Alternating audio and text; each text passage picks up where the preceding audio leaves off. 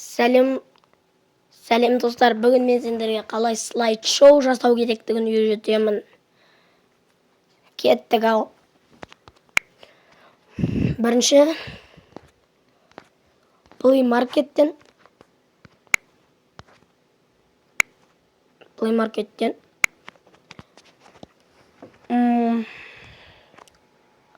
Viva Video деп іздейміз, ағылшынша.